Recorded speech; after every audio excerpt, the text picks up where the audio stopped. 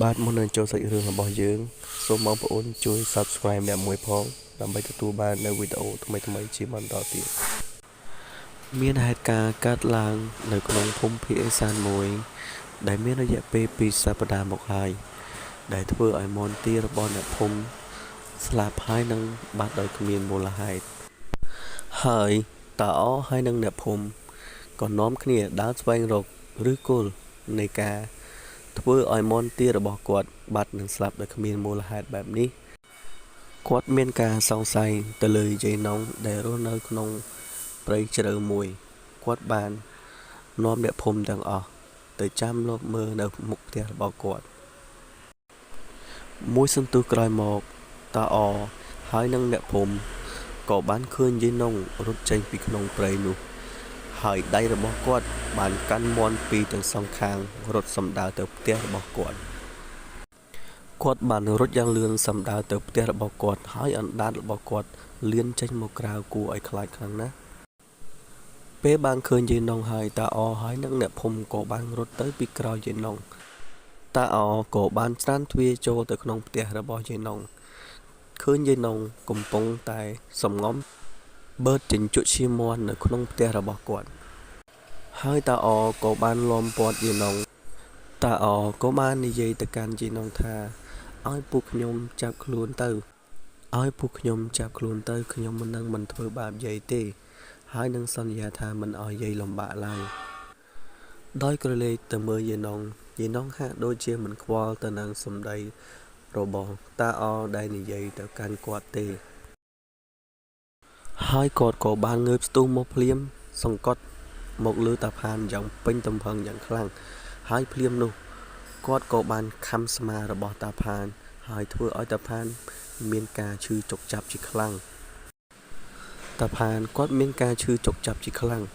ហើយគាត់ក៏បានខំប្រឹងរើសបំរាស់គាត់ក៏យកដៃរបស់គាត់ទាញយាយផានឲ្យចេញពីគាត់ហើយយាយផានក៏បានស្ទុះងើបភ្លាមហើយសំដៅទៅនឹងតាណុងហើយតាអគាត់ក៏បានយកកំភ្លើងរបស់គាត់បាញ់សំដៅទៅនឹងយាយណុងចំក្បាលរបស់យាយណុងដែលធ្វើឲ្យយាយណុងដេកស្លាប់ភ្លាមនៅពេលនោះហើយពេលយាយណុងស្លាប់បាត់ក៏មានផ្សែងចេញពីក្នុងខ្លួនរបស់គាត់ហើយផ្សែងនោះគឺជាវិញ្ញាណបិសាចអសុរកាយដែលចូលសន្ធិដ្ឋទៅក្នុងខ្លួនរបស់យាយណុងហើយផ្សែងបិសាចនោះក៏បាននិយាយថាឯងមិនអាចធ្វើអីមកលើយើងបានឡើយដោយក្រឡេកទៅមើលតាអហើយនឹងតាផានពេលឮបែបនោះគាត់មានការតក់ស្លុតយ៉ាងខ្លាំងហើយផ្សែងពណ៌ខ្មៅនោះក៏បានហើរចេញពីក្នុងផ្ទះរបស់យាយណុងបាត់នៅពេលនោះបាត់ទៅនៅពេលយប់កណ្ដាលអាធ្រាត្រមួយតាផានកំពុងតែគេងលង់លក់គាត់បានឮសំឡេងក្របីរបស់គាត់ស្រែកនៅខាងក្រោយផ្ទះរបស់គាត់ក៏បានចុះមកមើលហើយមើលទៅខាងមុខផ្ទះរបស់គាត់ស្រាប់តែឃើញស្រមោលអ្វីម្យ៉ាងដែលនៅខាងមុខរបស់គាត់គឺមានមាឌធំនិងមិនមានក្បាលឡើយដោយក្បាលរបស់ខ្មោចនោះគេដាក់នៅខាងលើលបងដែលជាប់នៅមុខផ្ទះរបស់គាត់ភ្លាមនោះខ្មោចនោះក៏បានយកក្បាលរបស់គេដាក់ចូលខ្លួនដូចដើមវិញហើយក៏បានយករបស់អ្វីម្យ៉ាងចេញពីក្នុងកាបូបរបស់គេយកមកពិសាដោយមើលទៅវាគួរឲ្យខ្លាចខ្លាំងណាស់ដោយតាប៉ាន់មានការតក់ស្លុតជាខ្លាំងពេលដែលបានឃើញហេតុការណ៍បែបនេះគាត់ខំសម្លឹងមើលពេលខ្មោចនោះដើរចេញទៅដៃរបស់គេបានកាន់ក្បាលរបស់គេហើយក៏បានចាំងទៅនឹងពន្លឺព្រះច័ន្ទដែលកំពុងរះហើយគាត់ក៏ដឹងថាម្នាក់នោះគឺជានរណាលុះពេលព្រលឹមស្រាងតាផានក៏បានទៅជួបទៅនឹងតាអគាត់ក៏បាននិយាយថាមានរឿងកើតឡើងហើយតាអនិងកូនប្រុសរបស់គេក៏បានដើរចេញមកគាត់ក៏បានសួរតាផានថាតើមានរឿងអ្វីកើតឡើងតាផានក៏បានរៀបរាប់ហេតុការណ៍ដែលកើតឡើងនៅកាលពីយប់មិញប្រាប់តាអឲ្យដឹងលុះគាត់បានស្ដាប់ហេតុការណ៍ចប់សពគ្រប់ហើយគាត់ក៏បាននាំគ្នាទៅផ្ទះអាស័កដើម្បីចង់ដឹងថាហេតុការណ៍នោះដូចពូផានិយាយដែរឬទេ តាអហើយនឹងពូផានហើយនឹងកូនប្រុសរបស់គេបានស្រែកហៅអាស័កយ៉ាងយូរប៉ុន្តែមិនឃើញអាស័កចេញមកឡើយស្រាប់តែពេលនោះក៏មានមនុស្សស្រីម្នាក់ដើរមកពីក្រោយពួកគាត់ហើយគាត់ឈ្មោះមីងដាគាត់បាននិយាយថាអាស័កវាមិននៅទីនេះទេប៉ុន្តែពួកខ្ញុំទៅតែឃើញគាត់ជុំមិញនេះទេពេលឮបែបនេះមីងដាមានការភ័យខ្លាចជាខ្លាំងមីងដាគាត់បានរៀបរាប់ប្រាប់ពីមូលហេតុដែលគាត់ធ្លាប់បានមកផ្ទះអាស័កហើយឃើញគេកំពុងតែឡើងដូងនៅខាងក្រោយផ្ទះរបស់គេបានធ្លាក់មកចំសង្កសីដោយករបស់អាស័កបានមុតនឹងសង្កសីធ្វើឲ្យគេមានការហូរឈាមជាខ្លាំងហើយមើលសភាពរបស់គេហាក់ដូចមិនធូរស្បើយឡើយចាប់ពីពេលនោះមកមីងដាក៏មិនដែលឃើញអាស័កនៅផ្ទះឡើយពេលមីងដានិយាយចប់ហើយពួកគាត់ក៏បានដើរទៅកន្លែងដែលអាស័កបានធ្លាក់នោះពួកគេបានឃើញឈាមអាស័កនៅទីនោះពិតមែនប៉ុន្តែមិនដឹងថាអាស័កស្ថិតនៅទីណាឡើយតាអគាត់បាននិយាយថាគាត់នឹងយករឿងនេះទៅប្រាប់អ្នកភូមិឲ្យបានដឹងចំណែកឯតាផានហើយនឹងកូនប្រុសរបស់តាអក៏បានដើរតាមឈាមដែលស្រក់នៅលើដីនោះរហូតទៅដល់ក្នុងព្រៃជ្រៅមួយនៅក្នុងព្រៃនោះមានខ្យល់អាកាសត្រជាក់ធ្វើឲ្យកូនរបស់តាអហើយនឹងពូផានមានការព្រឺឆ្អឹងខ្នងបន្តិចដែរតែដោយសារចង់តាមរកអាស័កឲ្យឃើញពួកគេទាំងពីរនាក់ក៏ដើរទៅមុខក៏បានឃើញដានជើងដែលប្រឡាក់ទៅនឹងឈាមហើយគាត់ក៏លេចមើលទៅមុខក៏ឃើញមានផ្ទះឈើចាស់មួយនៅខាងមុខគាត់ក៏បានដើរចូលទៅទីនោះ